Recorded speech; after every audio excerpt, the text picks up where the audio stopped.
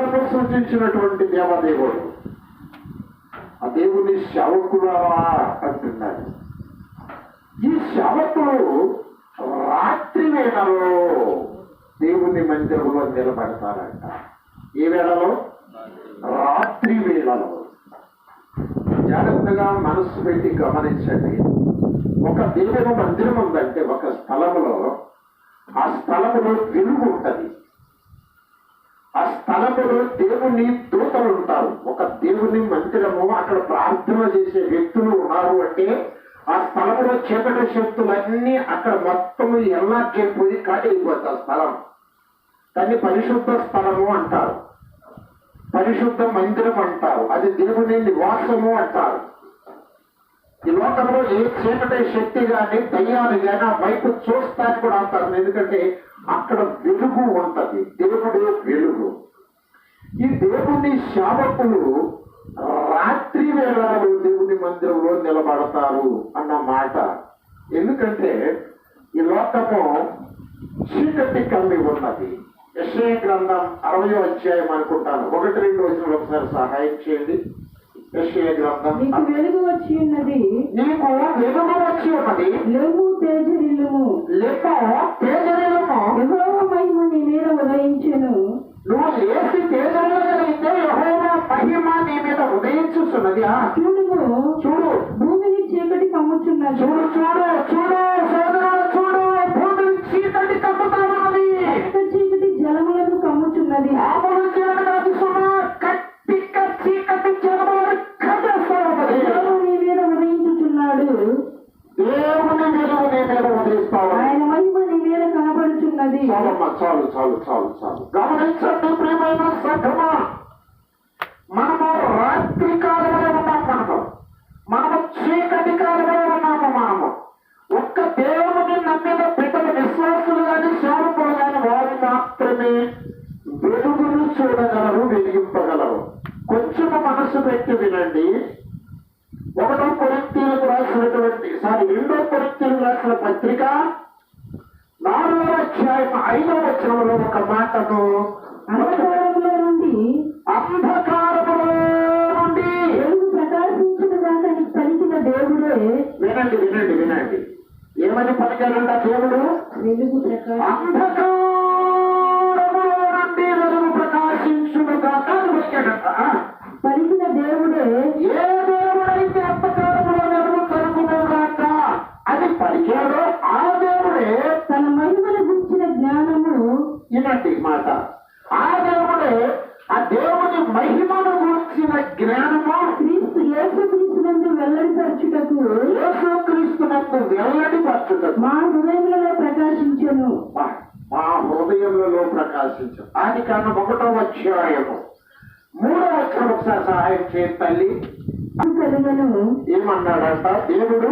వెలుగు కమ్మని. వెలుగు కమ్ము అని పలికితే వెలుగు కలిగిందంట. ఆ వెలుగు మంచిదైనట్టు దేవుడు చూచాను. చీకటి మంచిది కాదు, వెలుగే మంచిదని దేవుడు చూశాడు. దేవుడు వెలుగుని చీకటిని వేరుపరిచాను. చాలమ్మా, ఒకసారి 2 చేతులు దేవుడి స్తోత్రాలు చెల్లించండి. ఈ లోకమంతా, సృష్టి అంతా చిక్కని చీకటిలో అల్లాడుతూ మురుగుతూ ఉన్న తరుణములో పరిశుద్ధాత్మ దేవుని ఘోష విని దేవుడు ఒక మాట పలికాడంట, వెలుగు కలుగును గాక అన్నాడంట. ఏమైపోయింది? ఈ వెలుగు కలిగింది అని రాయబడి ఉన్నది. హల్లెలూయా, హల్లెలూయా. వెలుగు కలుగు అంటే వెలుగు కలిగింది. కానీ మానవుని హృదయములో వెలుగు కలుగు అని ఆయన అనలా. ఈ మాటను మీ దృష్టిలో ఉంచుకోవాలి, ప్రతి ఒక్కళ్ళు వినండి. కనుక ఏం చేశాడో తెలుసా? ఒక్కసారి 2వ కొరింథీ 4వ అధ్యాయం 3వ వచనం చదువమ్మా.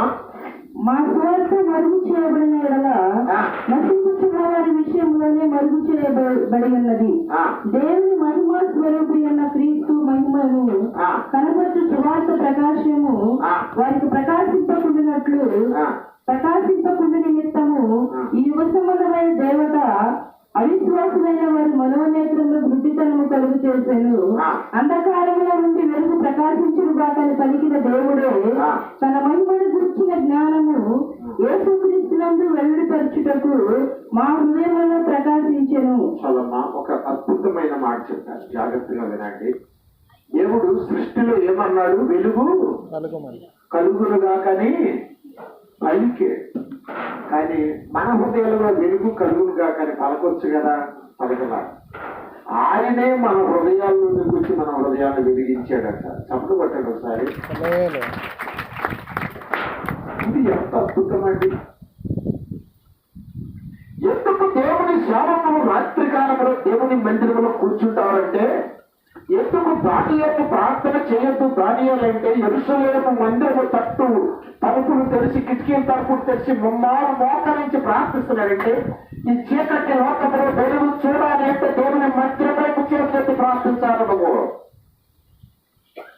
దేవుని నివాసం వైపు చేతులెత్తి ప్రార్థించాలి. నువ్వు ఏ స్థలంలోనైనా, ఏ ప్రాంతంలోనైనా, ఏ పట్టణంలోనైనా, ఏ దేశానికైనా దిక్కు దేవుని మందిరమే. దేవుని మందిరంలో దిక్కు. కారణం ఏంటంటే వెలుగు ఉంటుంది. దేవుడు వెలుగు, నేను ఈ లోకానికి వెలుగై ఉన్నాను అంటాడు. సేవకులు ఎందుకు రాత్రికాలం నిల్చుంటారంటే, వాళ్ళకు మనుషులు, సేవకులు విశ్వాసులు కూడా మనుషులే. వాళ్ళలోకి చీకటి చొరబడి రావాలని నువ్వు లోకంలో సంచరిస్తూ ఉండగా చీకటి నెట్టుకొని నెట్టుకొని నెట్టుకొని వస్తానంటది మనుషుల హృదయాల్లోనికి. అందుకని ఆయనే వెలుగుగా హృదయాల్లోకి వచ్చేసాడట.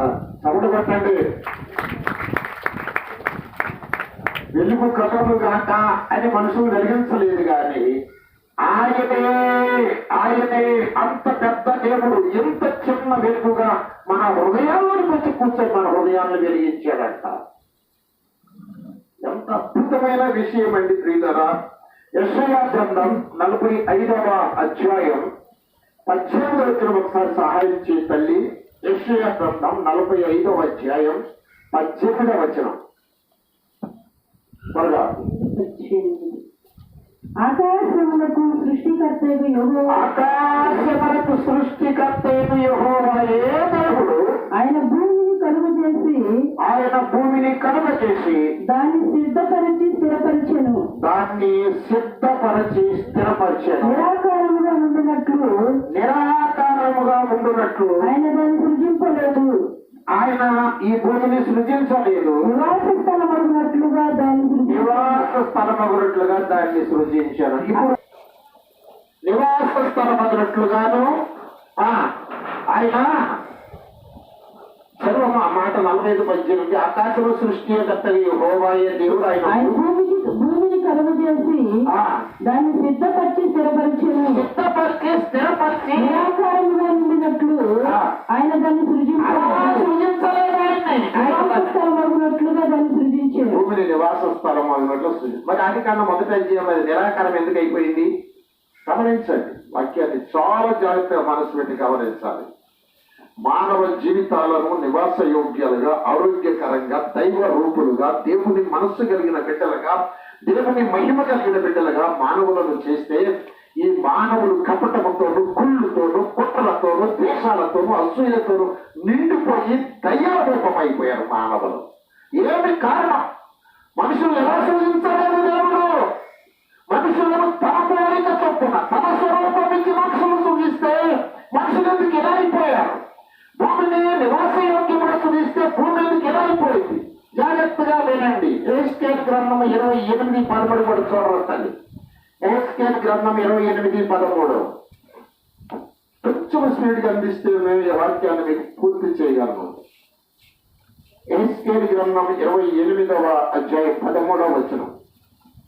దేవుని తోట ఏదేములో నీ ఉంటివి, దేవుని తోట ఏదేములో నీ ఉంటివి, మాణిక్యము గోమేధికము, మాణిక్యము గోమేధికము, సూర్యకాంతం మణి, సూర్యకాంతపు రాయి, రక్తపు సువర్ణపు రాయి, కులీనమాని రాయి, మరకతపును, నీలము, పద్మరాగము, మాణిక్యము అను అమూల్య రత్నములతోను బంగారముతోను నీవు అలంకరింపబడి ఉన్నావు. చాలు. ఎవరు వీడు? చూడండి, ఇక్కడ నేను మళ్ళీ చదువుతాను. దేవుని తోట ఏదేనులో నీవుంటివి, మాణిక్యము, భూమోదికము, సూర్యకాంత మణి, రక్త రక్తవర్ణపు రాయి, సులేమాను రాయి, మరకతము, నీలము, పద్మరాగము, మాణిక్యము అను అమూల్య రత్నములతోనూ బంగారముతోనూ నీవు అలంకరింపబడి ఉన్నావు. నీవు నియమింపబడిన దినమున పిల్లలకు వాయించేవారు నీకున్నారు, నీకు సిద్ధమయ్యారు. అభిషేకము పొందిన కెరూబులై ఒక ఆశ్చర్యముగా నీ పుట్టివి. అందుకే నేను నిన్ను నియమించితిని. దేవునికి ప్రతిష్ఠించబడిన పర్వతం మీద నీవు ఉంటివి. కాలుచున్న రాళ్ల మధ్య నీవు సంచరించుంటివి. నీవు నియమింపబడిన దినము మొదలుకొని పాపము నీ యందు కనబడి వరకు ప్రవర్తన విషయంలో నీవు యథార్థవంతుడు. ఎవరి గురించి చెప్తున్నాడు ఈ మాటలు తెలుసా? చెప్పండి, మీకు తెలిస్తే. ఎవడు వీడు?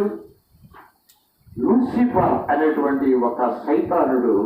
పాపము అతనిలో కనబడక ముందు ఇలా ఉన్నాడంటే లూసిఫర్. ఒకసారి మీకు అర్థమవటానికి చెప్తాను.